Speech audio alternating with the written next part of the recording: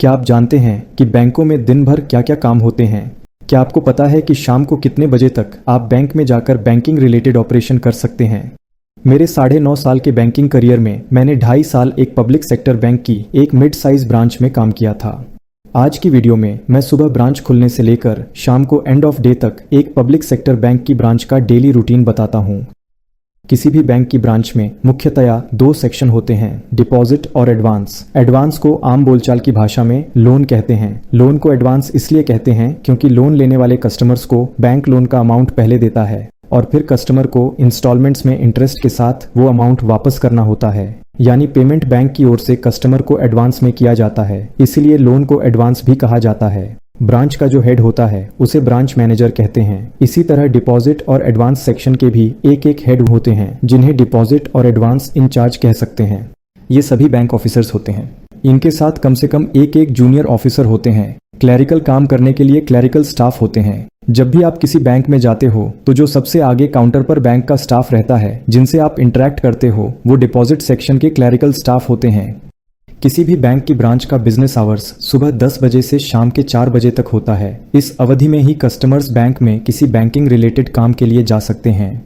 Cash payment भी सुबह 10 बजे से शाम को 4 बजे तक होता है। 4 बजे के बाद कैश पेमेंट नहीं होता।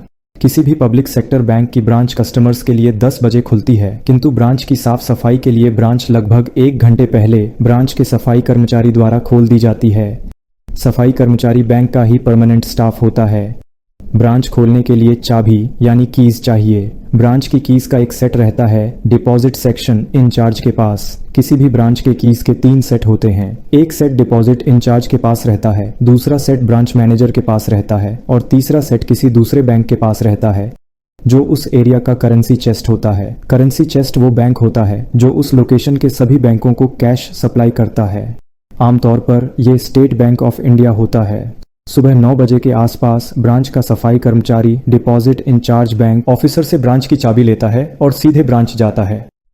ब्रांच खोलने के बाद वो ब्रांच के मेन गेट को अंदर से बंद कर देता है ताकि अभी कोई ब्रांच में ना आए। अब वो पूरे ब्रांच की साफ सफाई करता है। 9:30 पौने 10 बजे तक ब्रांच के गार्ड, सब स्टाफ, कैशियर और डिपॉजिट इंचार्ज ऑफिसर आ जाते हैं। ये लोग जल्दी इसलिए आते हैं क्योंकि कैश निकालना पड़ता है। कैश स्ट्रांग रूम के अंदर होता है। स्ट्रांग रूम में लॉकर्स भी होते हैं।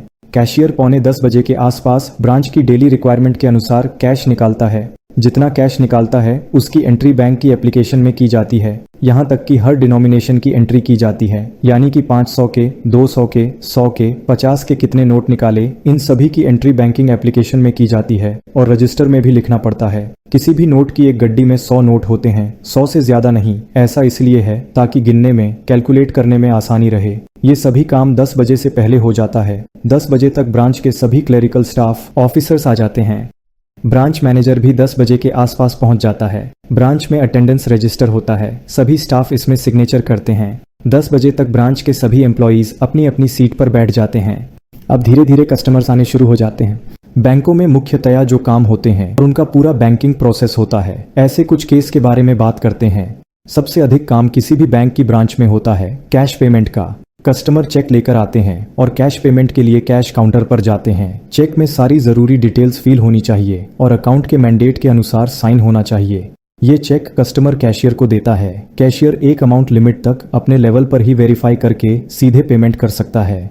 जैसे मेरे टाइम तक ये अमाउंट कैशियर के लिए 25,000 रुपए था, यानी 25,000 रुपए तक कैशियर चेक में फिल की गई सारी डिटेल्स देखकर और साइन मैच करके कस्टमर को कैश पेमेंट करता है। लेकिन 25,000 से अधिक अमाउंट के चेक के लिए कस्टमर को कैशियर के बाद डिपॉजिट सेक्शन के बैंक ऑफिसर के पास चेक वेरिफिकेशन के लिए आना पड़ता है। बैंक ऑफिसर कस्टमर द्वारा फिल की गई सभी डिटेल्स वेरीफाई करता है, सिग्नेचर मैच करता है और ये देखता है कि चेक में साइन अकाउंट मैंडेट के अनुसार है या नहीं। जैसे सिंगल अकाउंट है या जॉइंट अकाउंट। जॉइंट अकाउंट है तो दोनों के सिग्नेचर होने चाहिए। ये सभी entries bank officer banking application में वेरीफाई करता है और फिर कस्टमर को कैश काउंटर पर वापस जाने को कहता है। कैशियर उसे चेक के अमाउंट के अनुसार पेमेंट कर देता है।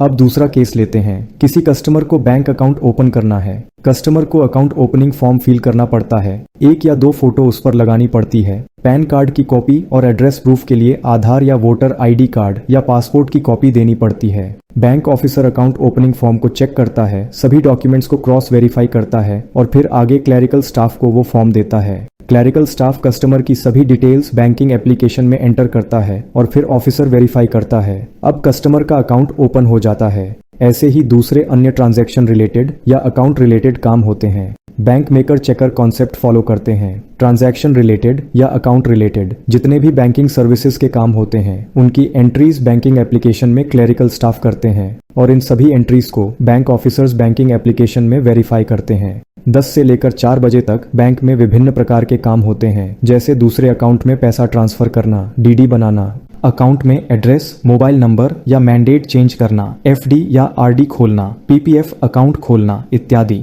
इन सभी की एंट्रीज क्लरिकल स्टाफ द्वारा की जाती है और फिर डिपॉजिट सेक्शन के बैंक ऑफिसर द्वारा बैंकिंग एप्लीकेशन में वेरीफाई की जाती है।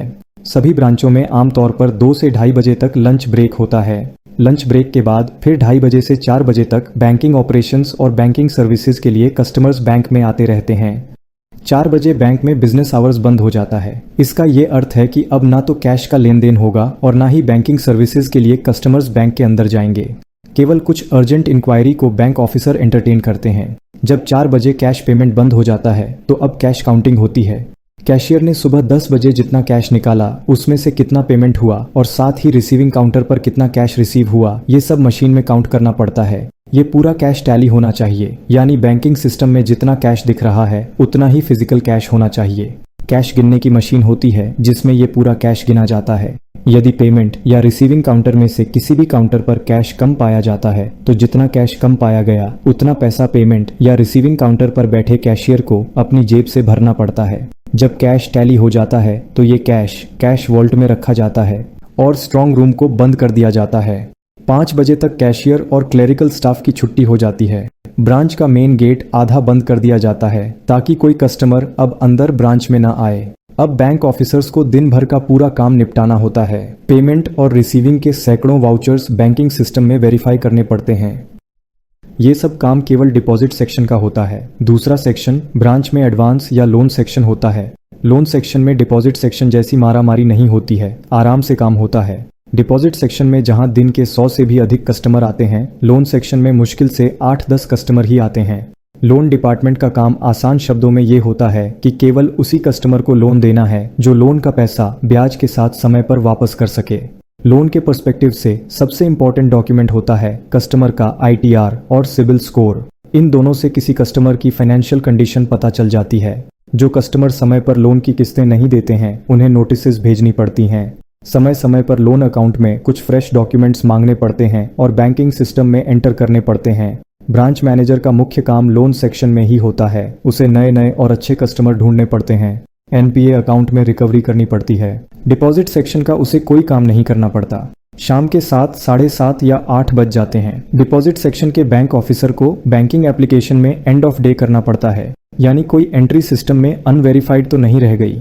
ब्रांच बंद करने से पहले जोनल ऑफिस द्वारा बनाए गए व्हाट्सएप ग्रुप में ब्रांच को बताना पड़ता है कि आज कितने अकाउंट खुले, कितने लोन दिए, कितनी इंश्योरेंस पॉलिसी बेची, कितनी NPA रिकवरी हुई, कितने डेबिट कार्ड और क्रेडिट कार्ड दिए आदि।